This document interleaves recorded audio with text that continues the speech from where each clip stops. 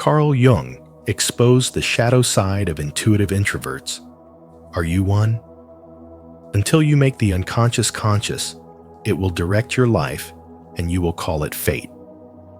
Carl Jung, welcome to Spiritual Wisdom, where we dive deep into the hidden layers of the human psyche. In today's video, Carl Jung exposed the shadow side of intuitive introverts. Are you one? We'll uncover the unseen forces that shape how intuitive introverts think, feel, and connect with the world. These insights aren't just theory, they're tools for transformation. As you listen, reflect on your own patterns, your solitude, and the symbols that guide your inner life.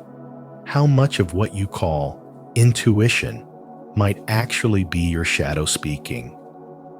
Share your thoughts in the comments. Do you recognize this side of yourself?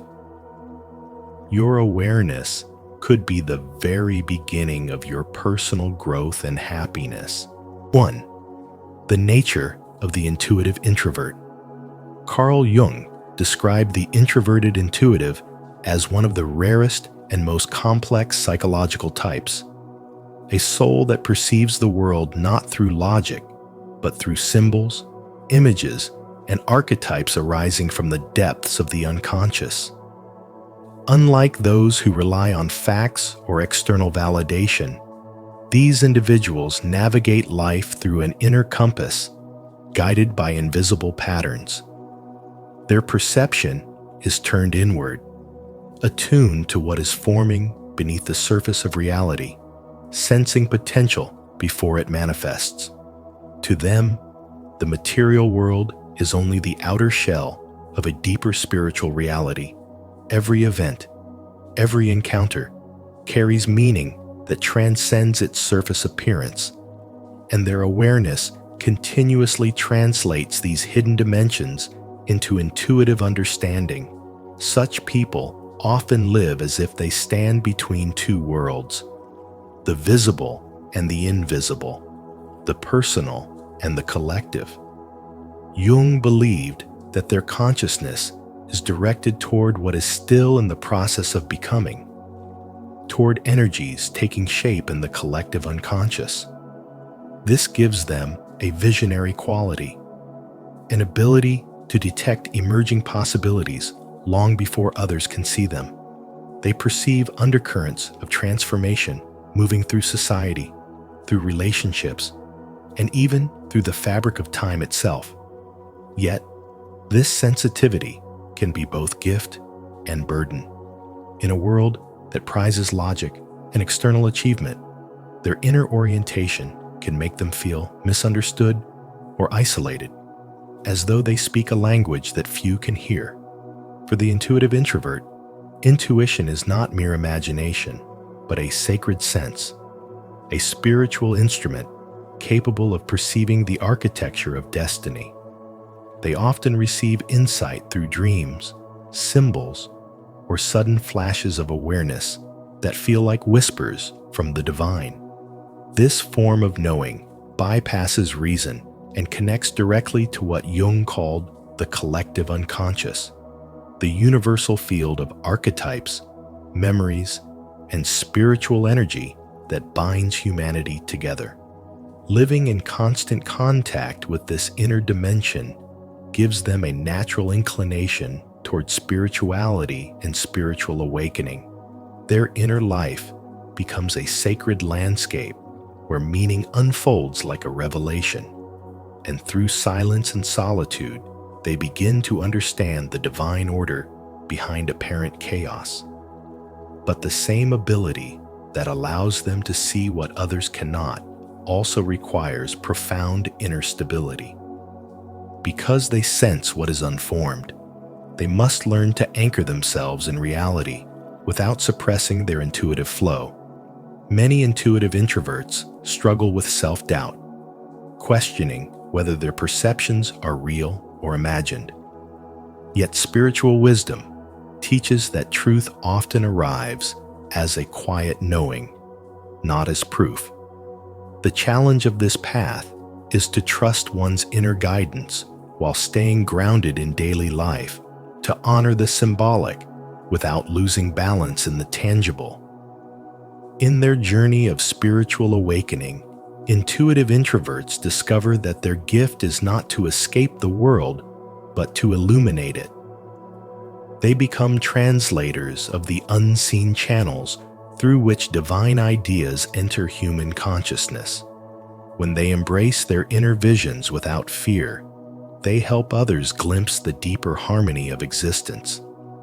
This is their calling: to live as bridges between worlds, to bring light from the invisible into the visible, and to remind humanity that every intuition is a message from the soul seeking to awaken through us. Have you ever felt that your intuition sees beyond what others can grasp? If you've ever sensed hidden meanings, symbols, or energies that guide your life, share your experience in the comments below so others can learn from your spiritual wisdom. And if you're just beginning to explore this side of yourself, comment, "I'm awakening," to begin your journey as an intuitive introvert today. 2. Living between worlds. Those who live between worlds carry an extraordinary sensitivity that allows them to perceive the invisible long before it becomes visible. They can feel transformations stirring beneath the surface, sense emotional shifts in others before words are spoken, and foresee events that have not yet taken shape. Carl Jung described this as one of the rarest and most mysterious psychological orientations of the intuitive introvert, guided not by logic or evidence, but by an internal compass rooted in symbolism and unconscious knowing. This type moves through life attuned to patterns that most overlook. Yet, the modern world often distrusts what cannot be measured. It demands proof, data, and clear reasoning, creating an exhausting tension between what the intuitive perceives and what others accept as real. Living within this gap feels like existing between dimensions, one governed by facts and another illuminated by spirituality. This inner dissonance often leads to quiet withdrawal. When others misunderstand or dismiss their insights, intuitive introverts retreat into solitude, not out of defeat, but self-preservation. Their silence becomes both a shield and a sanctuary, protecting them from the noise of a world that cannot comprehend their depth. Jung warned that when a person's inner truth is rejected, it can descend into shadow, transforming intuition into doubt and sensitivity into self-criticism.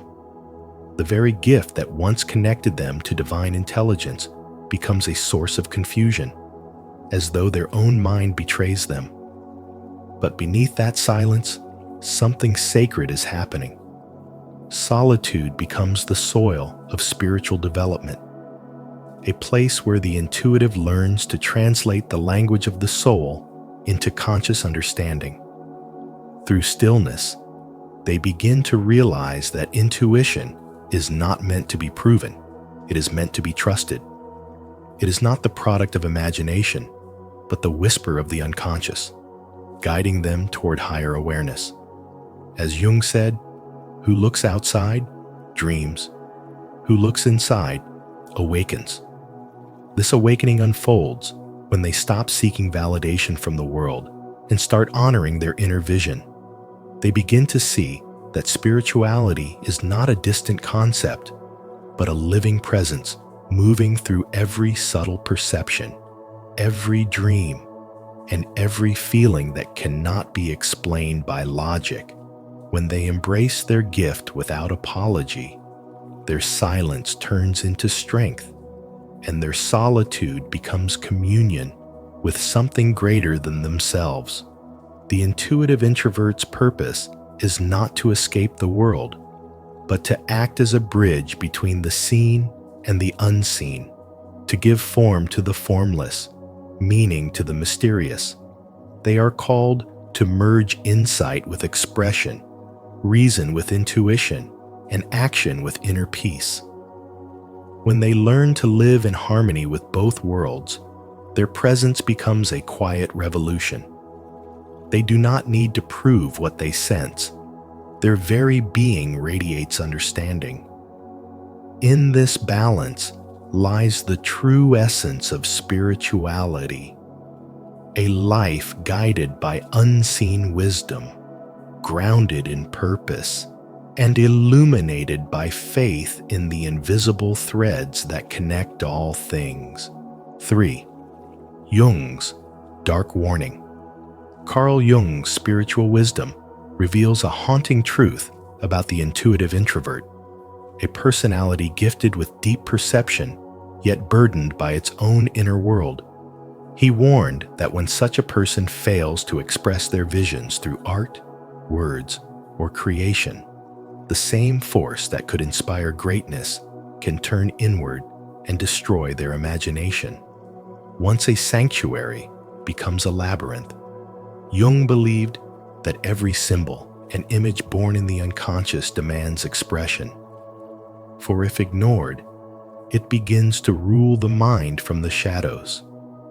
Until you make the unconscious conscious, he said, it will direct your life and you will call it fate.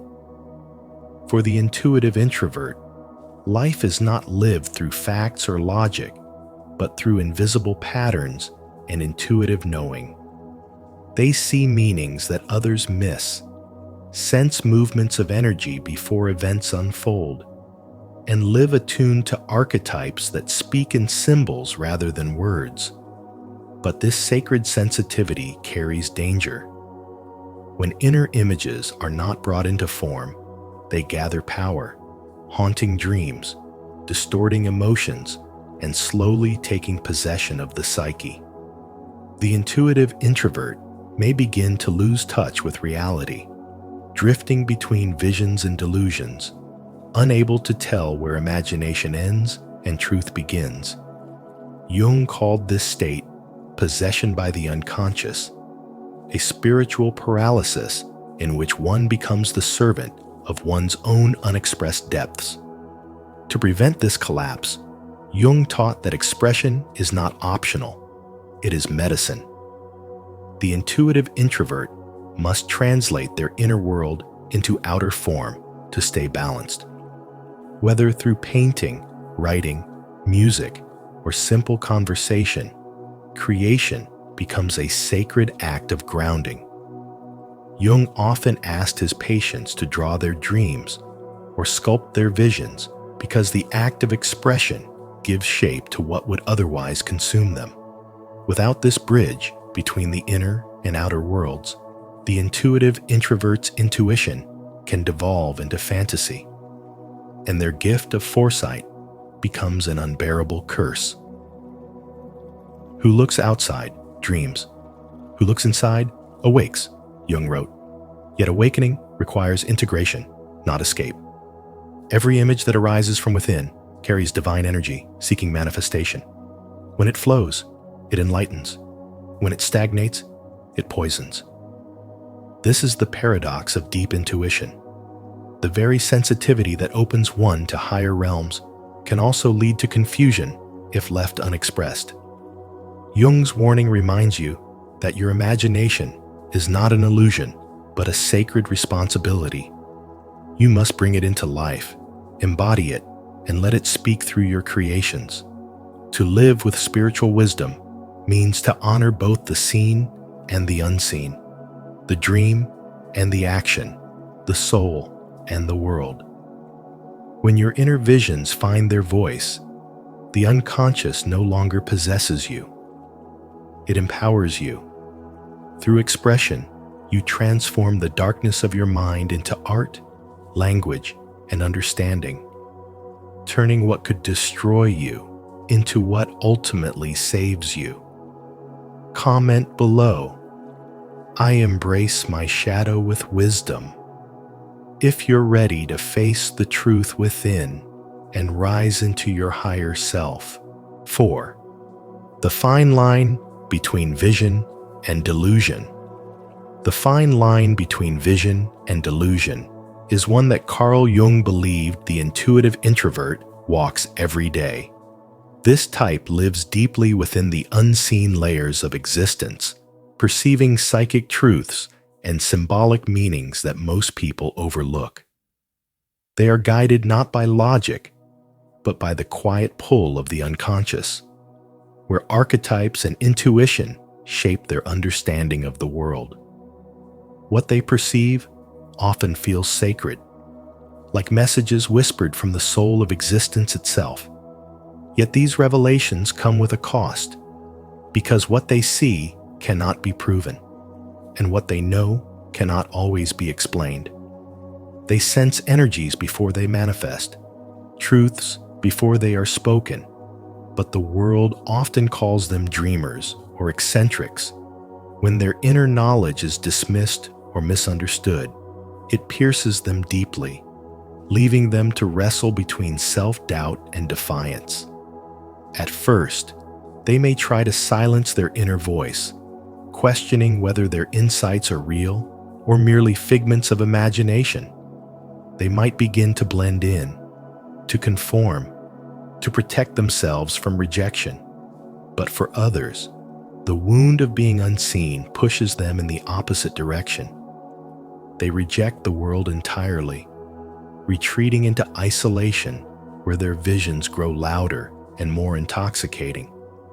The solitude that once nourished them now becomes a mirror that amplifies every symbolic thought, every metaphysical pattern, until they lose the grounding thread that connects them to ordinary life. Jung warned of this danger, calling it archetypal inflation, a state where the individual becomes possessed by the very symbols that once inspired them. The intuitive introvert begins to believe they are chosen, a prophet or savior sent to reveal divine truth, and slowly drifts from the balance between the human and the holy. In this inflated state, the ego fuses with the archetype, and the person confuses illumination with superiority. Their spiritual wisdom, once a bridge between consciousness and soul, becomes distorted by pride. They forget that true spirituality does not separate, it unites. The deeper one goes into the mysteries of the unconscious, the more humility is required to bear its light. Jung wrote, "No tree can grow to heaven unless its roots reach down to hell." It means that every ascent toward spiritual awakening must be anchored in the soil of human experience. To see the invisible is a gift, but to remain compassionate, grounded, and human while holding that vision is the true art of the awakened soul. The intuitive introvert must learn to walk this path with both reverence and discernment, to translate what is seen inwardly into wisdom that uplifts others outwardly. Their insights are not meant to separate them from the world, but to illuminate it. Every vision should lead back to love, every revelation to humility. When intuition is balanced with awareness, their sensitivity becomes strength. When it is ruled by ego, it becomes an illusion. The journey of spiritual awakening is not about being special or chosen. It is about becoming whole, returning to oneself with greater understanding, and living as a vessel through which higher truth can move quietly, humbly, and with grace. 5. The healing path, expression, and creation. Healing for the intuitive introvert begins the moment you stop keeping your inner visions hidden and start giving them shape in the physical world. As Carl Jung once said, what you resist not only persists, but grows in size. When you suppress the images, emotions, and insights that rise from within, they turn into psychic pressure, an invisible weight that distorts your energy and clouds your spirit. But when you transform those visions into form through art, writing, music, or any act of meaningful creation, you transmute that tension into light. This process is not just emotional release. It is the sacred bridge between your inner and outer worlds, where spirituality merges with reality and where spiritual development begins to take root. Expression becomes the language of the soul. It allows the unseen to be seen, the unspoken to be understood, and the abstract to find its form. Through expression, you convert chaos into clarity and silence into song. Kafka turned his haunting visions into words that spoke the language of alienation and longing. Van Gogh painted emotions that no words could hold, each brushstroke echoing the intensity of his inner fire. And Jung himself, guided by his own symbolic visions, filled the Red Book with drawings, reflections, and rituals that became a map of his psyche and a testament to the power of bringing the inner world into matter. These creators did not find peace by denying their depth. They healed by expressing it, transforming inner storms into art, wounds into wisdom, and solitude into revelation. For the intuitive introvert, this act of creation is not merely a choice, it is a necessity. Your inner visions, no matter how abstract or overwhelming, are messages from the deeper layers of your being, calling you to give them form so that they can complete their journey of becoming. Suppressing them leads to stagnation, but expressing them leads to transformation. When you write your truth, paint your emotions, or compose your inner music, you are not just creating, you are releasing, integrating, and evolving. You are allowing the sacred energy within you to move, to breathe, and to heal through creation. Every act of expression is an act of balance. It harmonizes your unseen spiritual essence with the visible world, reminding you that spirituality is not about escaping life, but shaping it through awareness. Each time you give form to what lives within, you strengthen the bridge between the soul and the senses, between imagination and embodiment. This is how you turn spirituality into a living experience, how you transform invisible potential into visible presence. The cure is not found in silence or isolation, but in the courage to express what only you can bring into existence. Through creation, you reclaim the wholeness of who you are and invite your spiritual development to unfold naturally, beautifully, and eternally. Leave a like and subscribe to Spiritual Wisdom, and don't forget to turn on the notification bell so you never miss our next insight on healing and transformation. Comment below, "I heal through creation," to affirm your journey of expressing your inner light and reclaiming your spiritual power. 6. The need for grounding in reality. Even the most brilliant creativity loses its power when it isn't grounded in the physical world. Carl Jung, whose spiritual wisdom continues to guide seekers of truth, warned that intuition without embodiment can lead to illusion, detachment, and imbalance. For the intuitive introvert, this danger is real. You may spend hours wandering through ideas, symbols, and dreams so vivid they feel more alive than the external world. But without an anchor in your senses, your inspiration can dissolve into confusion. Jung taught that the antidote lies in integrating the sensation function, a return to the body, to the earth, and to the rhythm of ordinary life. Grounding isn't a rejection of your inner world. It is the bridge that allows your intuition to manifest into form. When you engage your senses, you bring heaven down to earth and give structure to your insights. The simplest acts, walking barefoot on the ground, cooking a meal, tending to a plant, or lighting a candle, carry the power to balance intuition with presence. These gestures are not meaningless routines. They are sacred moments of connection that align the physical with the spiritual. Jung believed that by anchoring yourself in the sensory world, you protect your psyche from being overwhelmed by what lies beyond it. In this grounded awareness, imagination transforms into creation, and visions gain shape through the language of action. It is not enough to feel deeply or to dream vividly. What matters is how those invisible truths find their way into your tangible reality.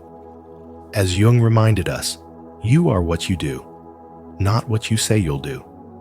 Every small, mindful act becomes a declaration of wholeness, a way to embody what once existed only in thought.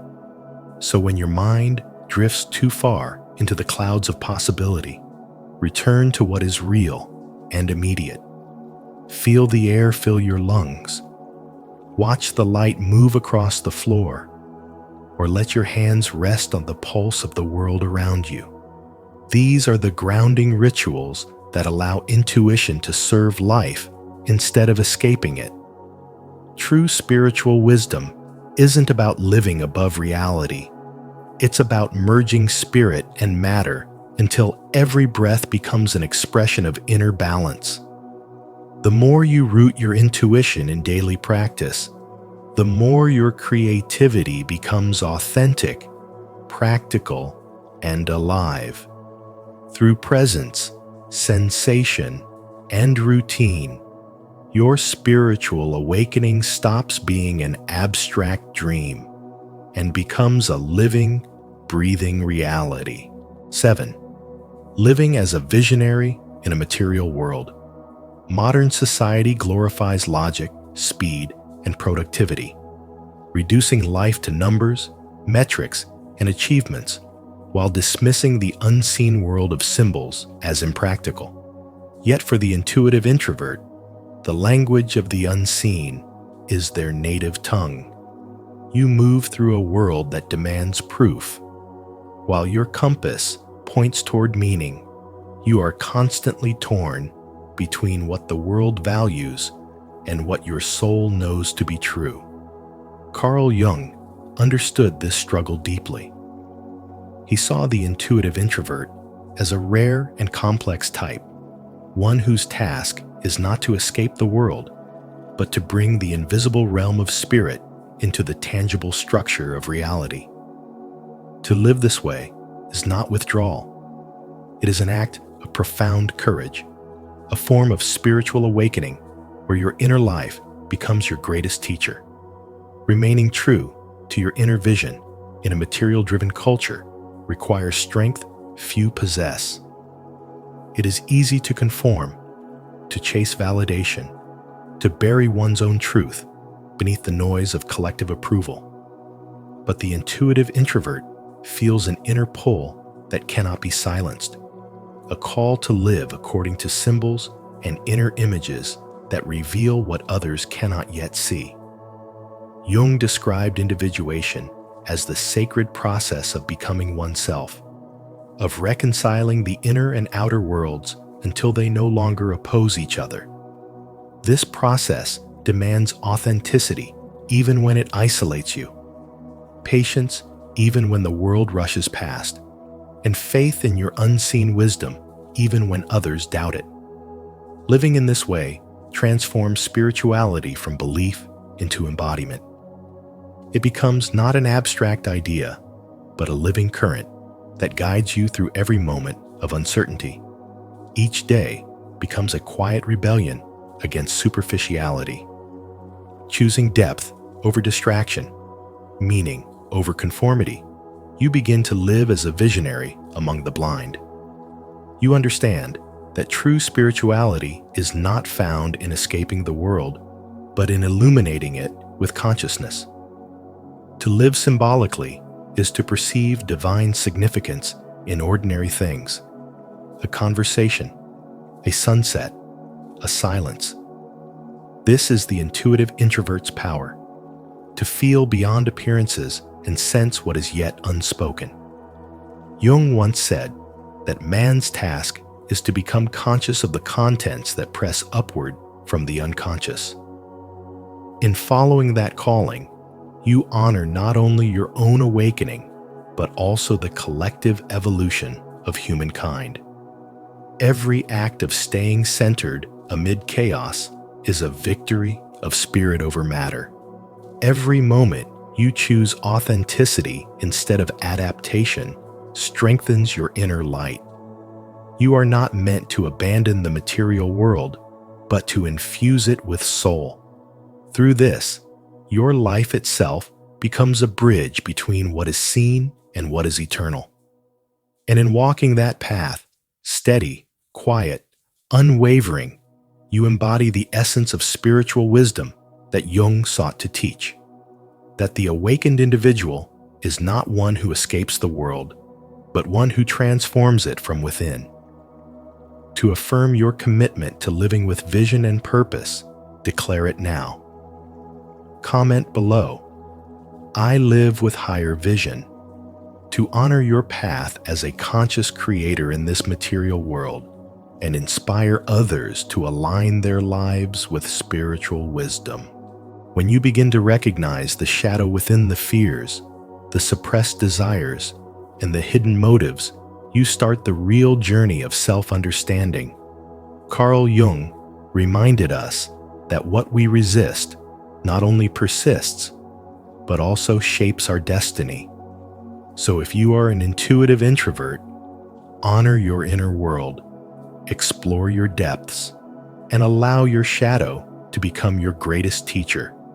If you found this message meaningful, don't forget to like, share, and subscribe to Spiritual Wisdom, and turn on the notification bell so you never miss our upcoming explorations into the mind and soul.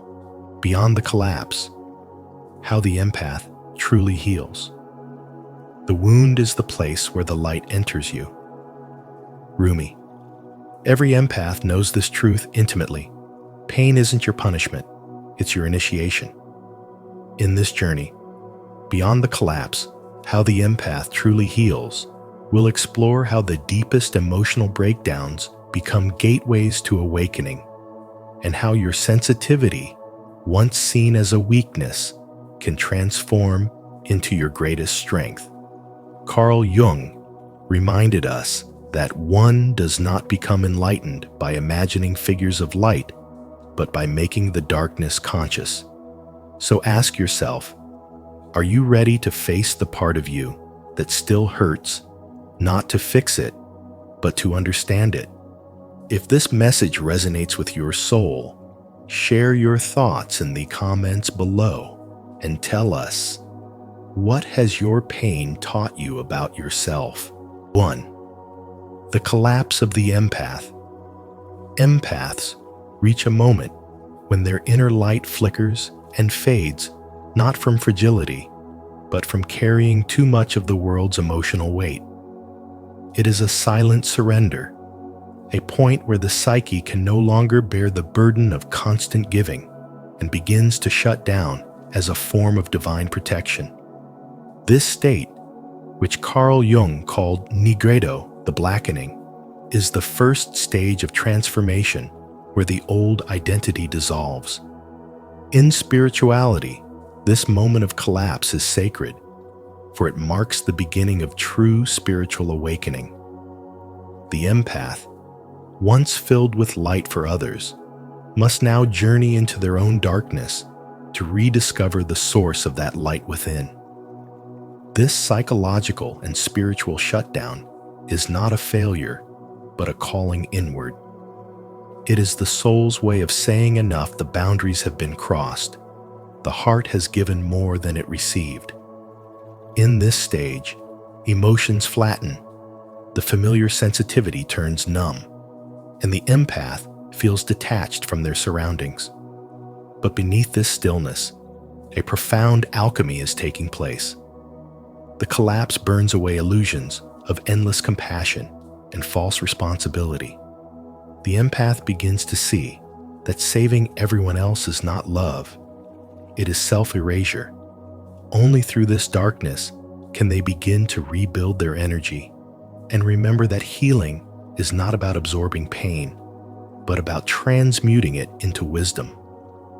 Through this descent, the empath faces their own shadow. They realize that what they called empathy was often a mask for guilt or fear of rejection. They understand that spirituality is not about staying in constant light, but about embracing both darkness and illumination as one continuum of growth.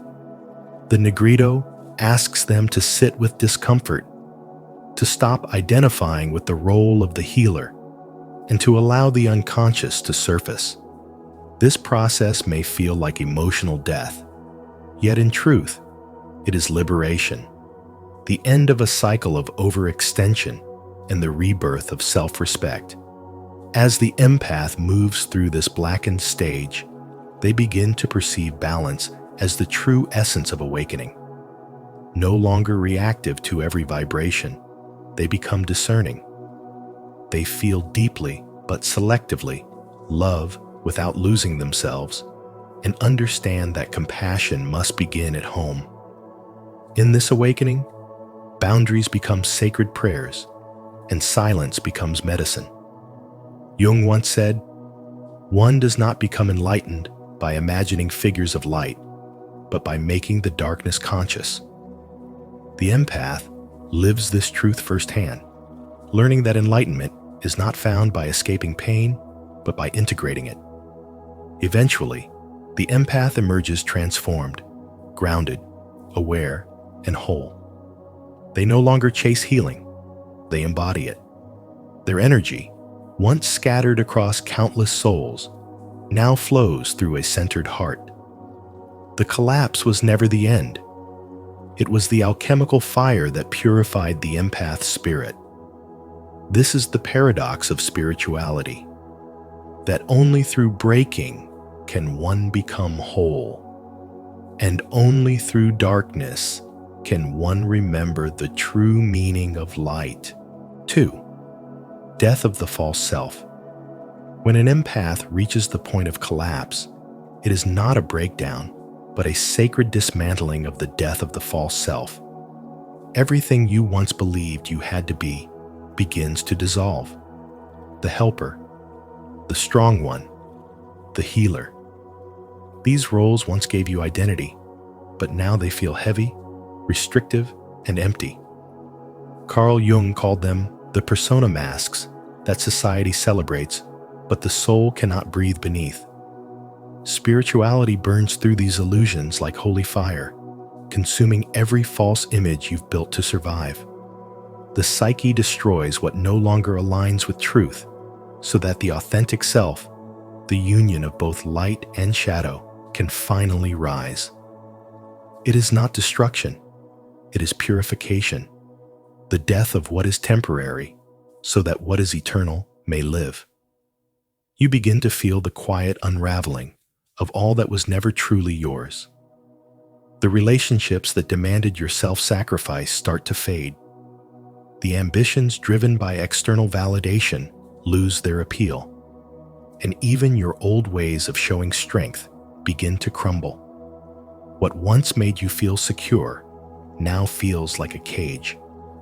This is the initiation of spiritual development, the soul's rebellion against conformity. You are being stripped, not because you are losing, but because your higher self is reclaiming space. Jung said, "Until you make the unconscious conscious, it will direct your life and you will call it fate." That's what this collapse does. It exposes the unconscious patterns you lived by and asks you to choose truth over performance. This transformation demands radical honesty. You are being called to stand unmasked, to face yourself without titles or approval, to meet your own gaze without the armor of being useful. The ego trembles because it thrives on control, but the soul thrives on surrender. In the silence that follows the collapse, You may feel like everything is gone, yet this emptiness is not a void. It is the pure space where your true self begins to take root. What you are losing is illusion. What you are gaining is freedom. The false self dies not because you failed to hold it together, but because your soul is finally strong enough to live without it. And as you walk through this death, something extraordinary begins to happen. You stop identifying with the roles and start embodying your essence. The empath's strength no longer comes from fixing others, but from being whole within. You stop seeking love through service and start radiating love through presence. You stop performing peace and begin being peace. This is the highest state of spiritual development, when healing is no longer about mending your pain, but about becoming who you were before the world taught you to hide. Every collapse is a sacred invitation to remember who you are beneath the noise, beneath the expectations, beneath the masks. So when everything in your life seems to be falling apart, realize that it is falling into alignment. The fire is not your enemy, it is your liberation. Let it burn away the false and reveal the infinite. The empath's collapse is not the end. It is the moment your spirit finally breathes as itself. Are you ready to shed what no longer serves your soul and step into your true self? If this message resonates with your journey of transformation, comment below. I release the false self to declare your readiness to heal and awaken. 3. Descent and the void. When you enter the void, it feels like being stripped of everything you thought defined you. The empath's world collapses, and what remains is silence so deep it shakes the soul. You begin to question your purpose, your identity, and even your sanity. But Carl Jung reminds us that this descent isn't a curse. It's a sacred process. One does not become enlightened by imagining figures of light, he said, but by making the darkness conscious. The void is not punishment, it's purification. It's the soul's way of dismantling illusions so that something truer, wiser, and freer can emerge from within. Society may pressure you to bounce back quickly, to rebuild what was lost. But Jung warns against rebuilding too soon, because rebirth without full dissolution only recreates the same old prison in a new form. As you move through this sacred emptiness, you are not losing yourself. You are losing everything that isn't truly you. The pain you feel is the friction of transformation. The loneliness you sense is the space your spirit needs to expand. This dark night of the soul is the in-between stage where death and rebirth overlap, where the old self dissolves and the authentic self begins to breathe. You may mistake it for depression, but it's deeper than that. It's a spiritual renovation, a stripping away of false attachments and emotional residue that clouded your essence. Spiritual wisdom teaches that silence is not absence. It's divine presence in its purest form. You are being emptied so that higher consciousness can fill you again. For the empath, this process is especially profound. You've spent so much of your life feeling others' pain, absorbing their emotions, carrying their burdens. The void forces you to feel your own truth without distraction. It calls you to reclaim your emotional sovereignty, to stop saving everyone else, and finally rescue yourself. What once seemed like collapse is actually alignment. What felt like loss becomes liberation. The old energy structures that bound you to external validation disintegrate, and your inner compass begins to realign with divine order. Jung believed that healing isn't about becoming perfect, but about becoming whole. The void, then, is not the end of your story. It's the space where you remember who you've always been beneath the noise of the world. This is the stage where your sensitivity becomes your strength. Your empathy, once heavy with others' pain, now transforms into clear perception and intuition. You begin to see life not as chaos, but as sacred choreography, every collapse leading you closer to truth. And in that stillness, you realize that the void never meant to destroy you. It came to deliver you back to yourself. As Jung wrote, "In all chaos, there is a cosmos. In all disorder, a secret order." The dark night doesn't mean the absence of light. It means the light is being refined. If you surrender to it fully, you'll discover that the void isn't empty at all. It's overflowing with the wisdom of your becoming. 4. The turning point, surrender. Transformation begins when the empath no longer fights their own sensitivity, but surrenders to it, allowing the walls of resistance to crumble. In that sacred moment of surrender, acceptance quietly replaces the harsh voice of self-judgment, and peace begins to emerge where chaos once ruled. The ego, which has long battled the unconscious in fear of losing control, finally lays down its weapons and learns to cooperate with the deeper, wiser layers of the psyche. Carl Jung taught that what you resist not only persists, but grows in size. And this truth becomes the empath's awakening. The more one fights their emotional nature, the more trapped they become in the very pain they wish to escape. Yet when you stop resisting, you begin to hear a new voice rising from within the voice of the self, gentle yet powerful, whispering, "You don't need to save anyone to have value." This voice carries the essence of spiritual wisdom. It is the birth of wise compassion, the point where love matures beyond dependency and empathy evolves into clarity. You begin to care deeply, yet you no longer merge with another's suffering. You love others without losing yourself. This marks the true beginning of spiritual awakening, when love ceases to be a form of rescue and becomes an act of freedom. The empath learns that healing others was never the purpose. Healing the self is what creates the frequency that naturally heals the world.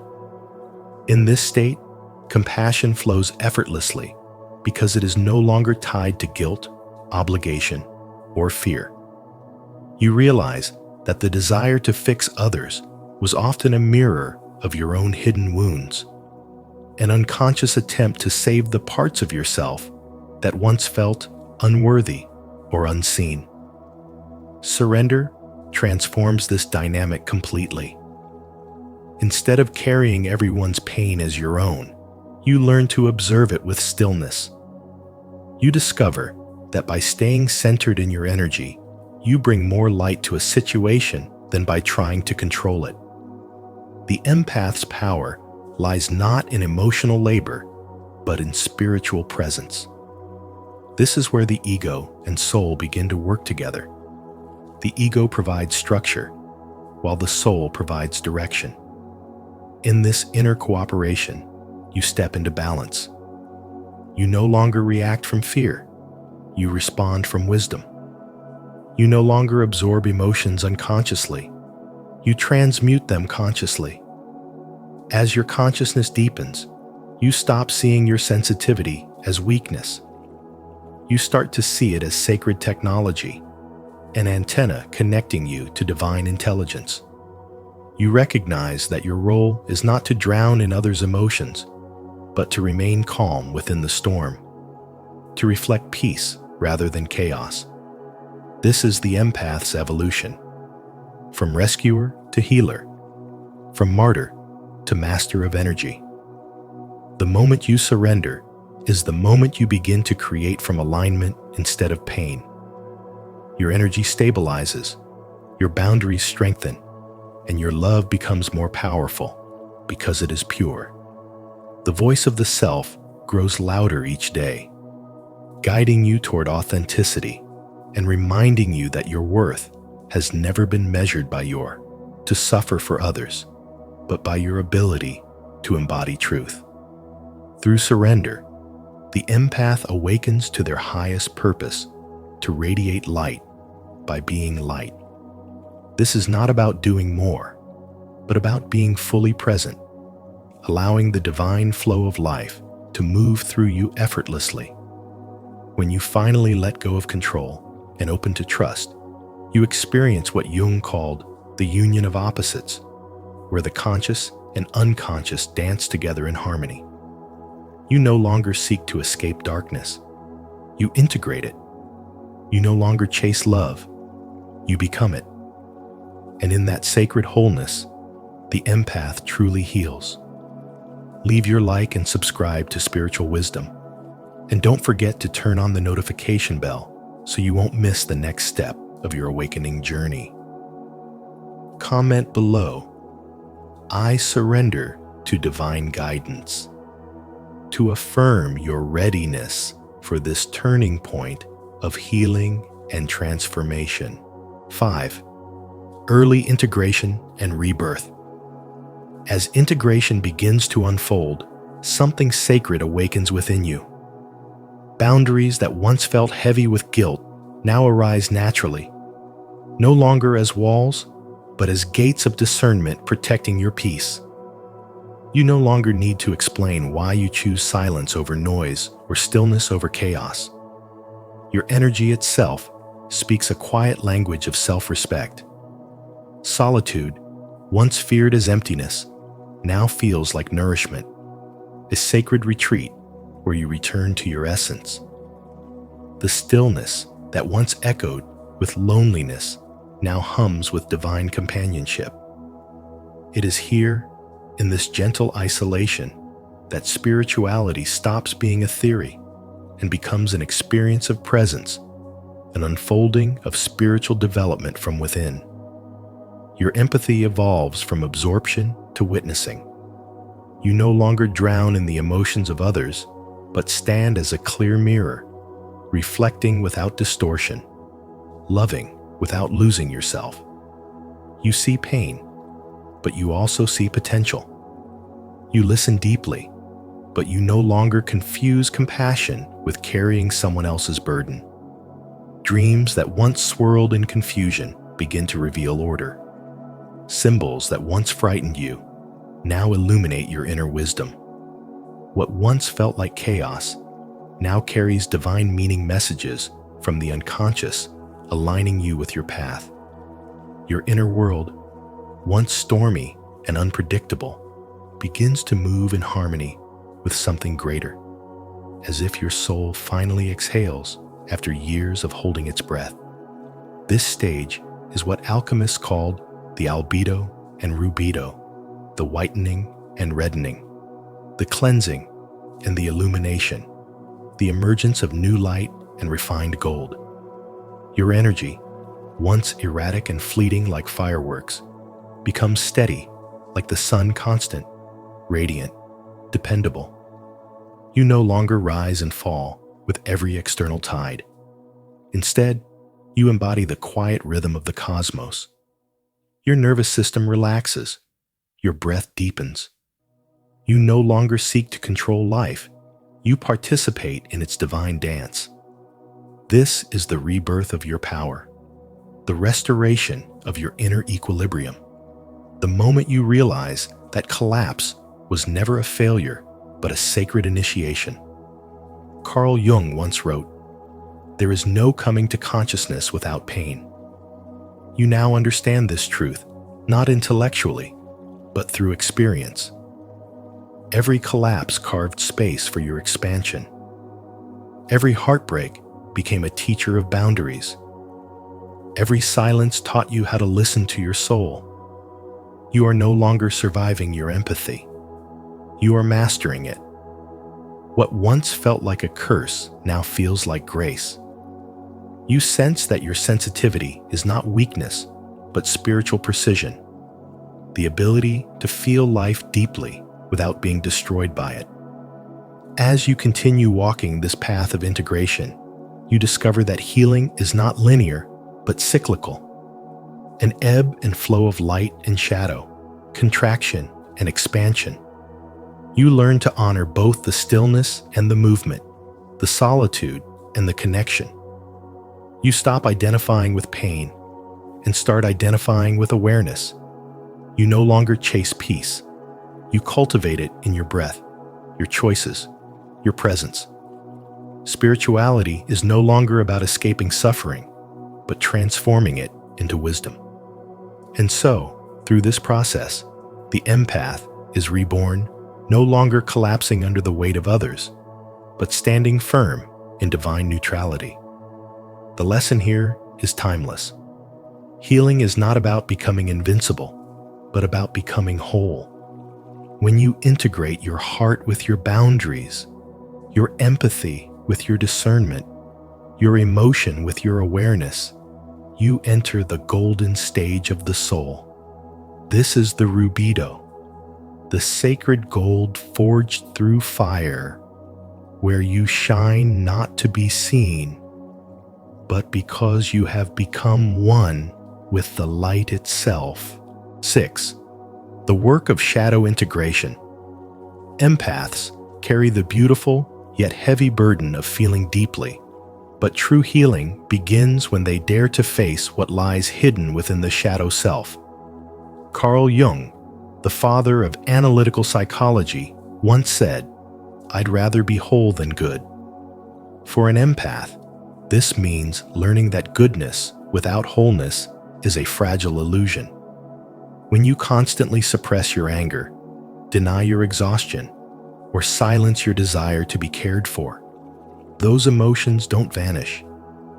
They sink into the unconscious, shaping your reality in quiet, painful ways.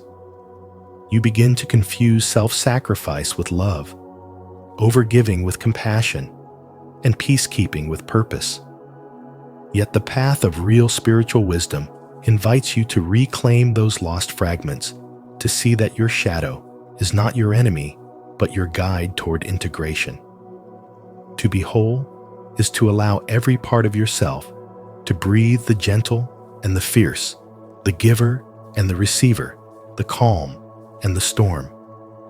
The empath who learns this truth no longer lives from depletion, but from alignment. You start to recognize that anger is not a flaw, but a signal that your boundaries have been crossed. Fatigue becomes a sacred reminder that even light needs rest. The need to be nurtured is not selfish, it is human. Spiritual awakening is not about escaping your darkness, but about embracing it so fully that it transforms into wisdom. Jung taught that until you make the unconscious conscious, it will direct your life and you will call it fate.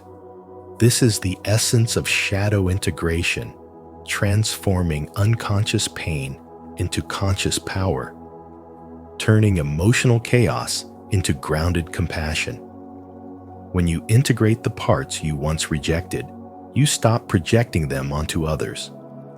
You no longer attract relationships that drain you or experiences that repeat your wounds. Instead, you cultivate authentic empathy, compassion with boundaries, love with strength, and service without self-erasure. In this wholeness, you discover that being spiritual is not about constant positivity or detachment from human emotion. It's about radical honesty with your own soul. You see that light without darkness is incomplete, and that the divine exists even in your flaws. The empath who learns to hold both tenderness and truth becomes unshakable, no longer collapsing under emotional storms, but moving through them with grace and awareness. This is the real healing Carl Jung pointed to, not in perfection, but in integration. When you reclaim your shadow, you stop needing to be good, for others, and start being real for yourself. You find that spiritual wisdom is not in denying your humanness, but in sanctifying it. Every tear, every limit, every outburst becomes part of your sacred evolution. You are not broken. You are becoming whole. 7. Sovereignty, energy mastery, and boundaries. Healing is not about fixing what is broken, but remembering the wholeness that was never lost. In spirituality and spiritual awakening, the empath's true journey begins when compassion becomes sovereign, when love no longer costs you your peace. You start to realize that empathy without boundaries becomes self-abandonment. Sovereign compassion means you love openly, yet protect your own energy fiercely. Your boundaries no longer feel like rigid walls of defense, but living membranes, flexible, conscious, and alive. They allow what uplifts your spirit to enter, while keeping out what drains your life force. You begin to sense that helping others is not about rescuing them, but about respecting their timing, their choices, and their unique lessons in growth. As Carl Jung said, "Until you make the unconscious conscious, it will direct your life, and you will call it fate." And so, you awaken to the truth that unconscious giving from guilt, fear, or emptiness only perpetuates exhaustion. True healing begins when giving becomes intentional, when it flows from overflow rather than depletion. As you deepen into energy mastery, you become a guardian of your own field. You sense energy as if it were music, feeling when the rhythm is smooth and when it is discordant. You learn when to extend your light and when to draw it inward for rest and renewal. You understand that real service never drains. It replenishes both giver and receiver because it comes from alignment, not compulsion. Energy mastery is not about control or detachment. It is about harmony. You stop absorbing everyone's pain and start transmuting it through awareness. You recognize that your sensitivity is not a curse, but a superpower when guided by wisdom. You begin to live from your center instead of reacting to the noise around you. Compassion becomes your strength, not your weakness, because it no longer bleeds, it radiates. Each boundary you set becomes a declaration of self-respect and divine integrity. Each moment you choose stillness over overextension, you reclaim a piece of your power. You no longer chase validation through saving others. Instead, you offer your presence as a sacred gift. This is what sovereign compassion feels like: open yet anchored, kind yet discerning, giving yet grounded. It is the ability to love without losing yourself, to feel deeply without drowning, to care profoundly without collapsing. When you embody this state, you no longer identify as a wounded empath, but as an awakened soul who understands that protecting your peace is an act of love, not separation. Your compassion matures from emotion to embodiment, from reaction to sacred choice. In this state, helping others becomes effortless because it flows from a full cup, not an empty vessel. You no longer give to prove your worth. You give because you have become love itself, steady, luminous, and whole. Comment below, "I honor my energy and protect my peace." If you're ready to step into your full sovereignty and master your spiritual boundaries, don't forget to like, subscribe, and turn on the notification bell so you never miss more deep insights from spiritual wisdom. 8. Transformation of relationships. As you evolve, relationships that once revolved around emotional dependency or imbalance begin to dissolve like leaves falling from a tree no longer in season. This is not loss, it is purification. The empath who once poured their entire being into others now learns that love is not about sacrifice, it is about presence. When you grow in spirituality and spiritual development, your frequency changes, and the people who once resonated with your pain may no longer align with your peace. You stop trying to be everything for everyone. Stop rescuing those who refuse to rise, and start honoring your own energy as sacred. This shift may feel unsettling at first, as familiar bonds fade, but what's really happening is that your soul is cleansing space for deeper, truer connections. You begin to meet those who value truth over illusion, reciprocity over convenience, and compassion over control. These are the souls who recognize your light without demanding that you dim it. They honor your sensitivity instead of exploiting it, respect your boundaries instead of testing them, and mirror your authenticity with their own. Love starts to feel different, no longer heavy or draining, but expansive and liberating. As Carl Jung once said, "The privilege of a lifetime is to become who you truly are." When you step into that truth, love transforms from dependency into divine partnership. You no longer cling out of fear of loss, because you understand that real love cannot be lost. It can only evolve. During this transition, solitude becomes a sacred teacher. You may feel moments of emptiness, but that emptiness is not absence. It is space. Space for peace, clarity, and new beginnings. Boundaries, once feared as walls, now reveal themselves as gates of discernment, allowing only what nourishes your soul to enter. You stop chasing validation and start radiating worth. Every time you say no to what drains you, you say yes to what empowers you. Every connection that falls away becomes proof of your growth, a reminder that healing sometimes requires release. Gradually, you realize that love without balance is not love, it is attachment. And attachment, for the empath, is the silent thief of peace. True love doesn't demand you abandon yourself. It invites you to expand within yourself.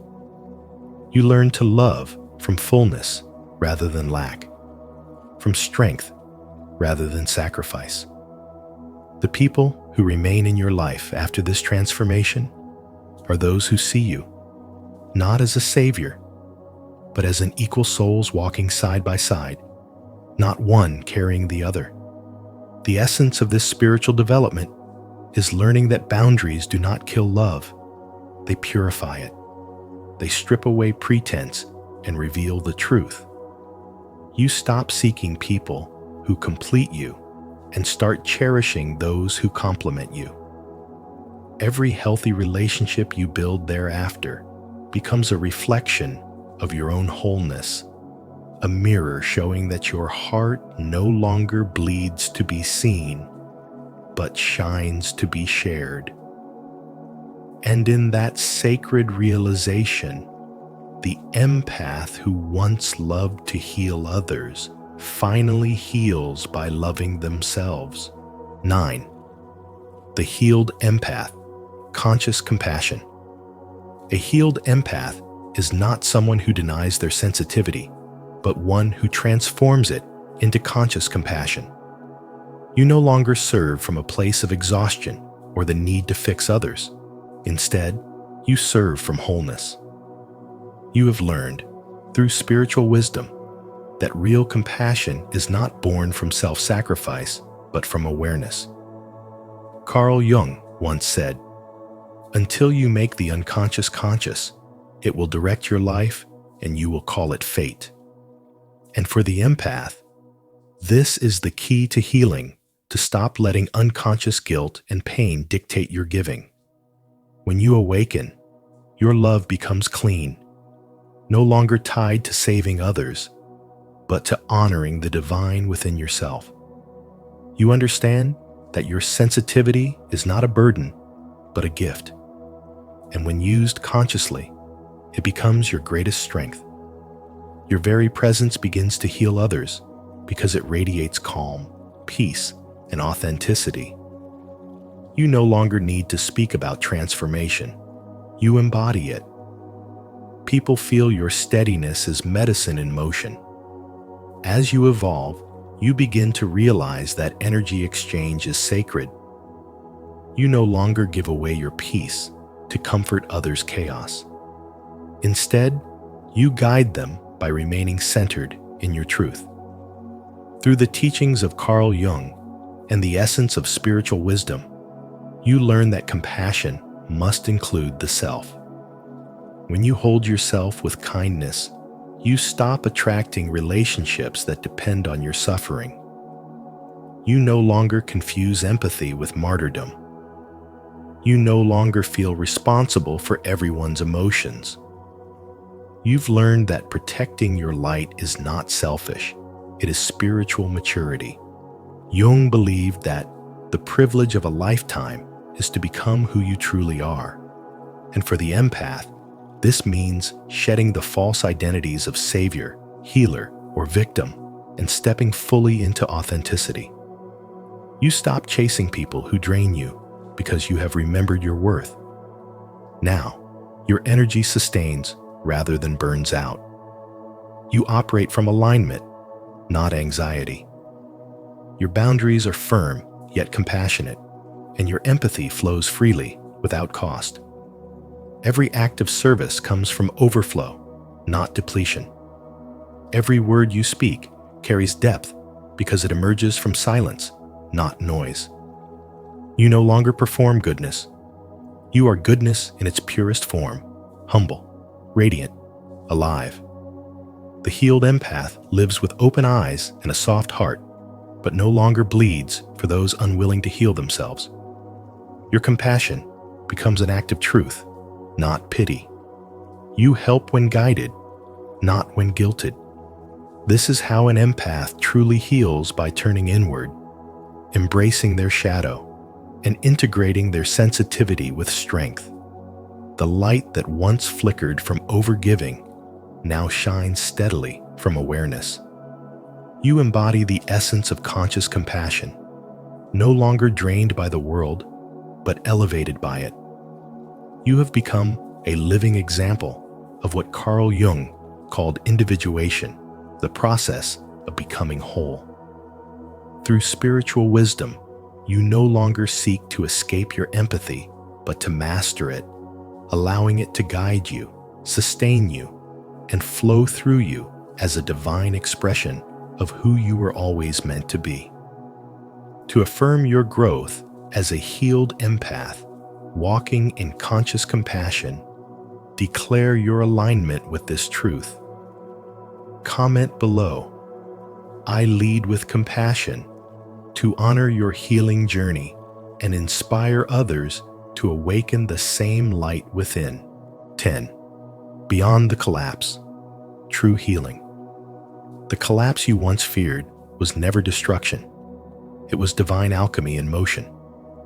Everything that fell apart was not meant to break you, but to burn away what was false, so the truth of who you are could finally emerge. The empath realizes that the fall was not the end, but the beginning of an awakening, a sacred dismantling of the illusions that once defined their identity.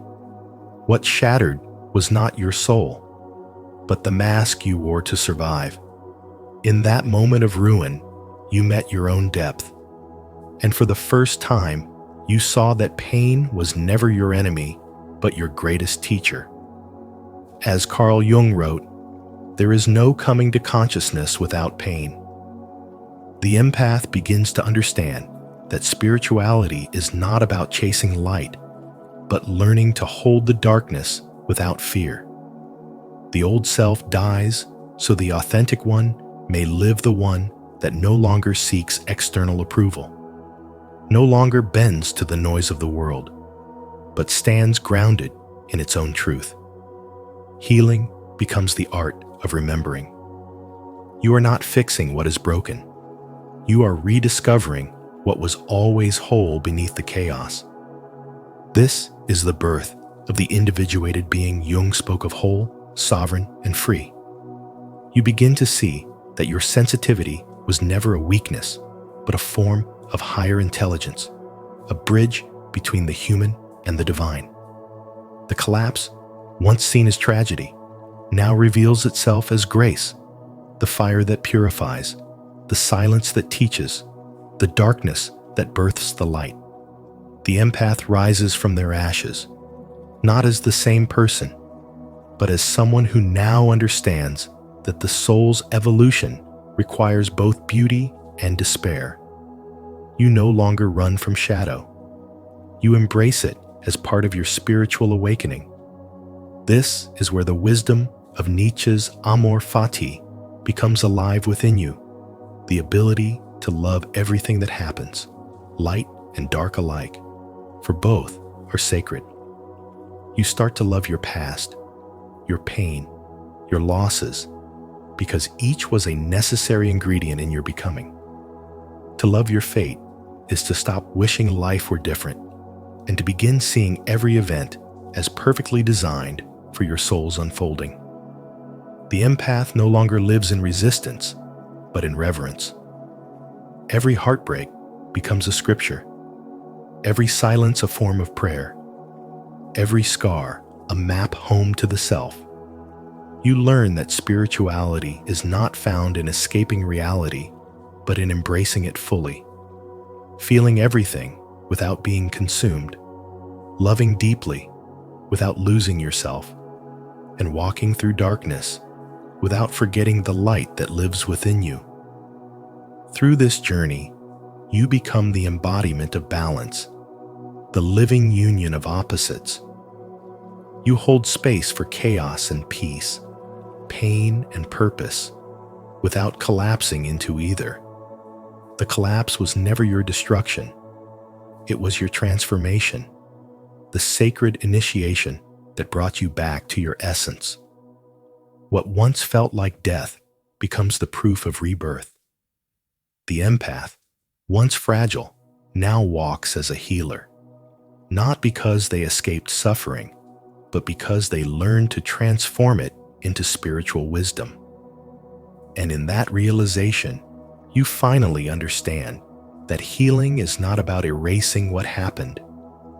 It is about becoming the person who can love it all. True healing, as Carl Jung taught, begins when the empath stops trying to save the world and learns to save themselves, when compassion no longer means self-sacrifice, but conscious love guided by inner wisdom. Remember, every collapse is not the end, but the sacred breaking that reveals your true light beneath the pain. If this message resonates with you, take a moment to like, share, and subscribe to Spiritual Wisdom. And don't forget to turn on notifications so you never miss our upcoming videos on healing, awakening, and spiritual growth.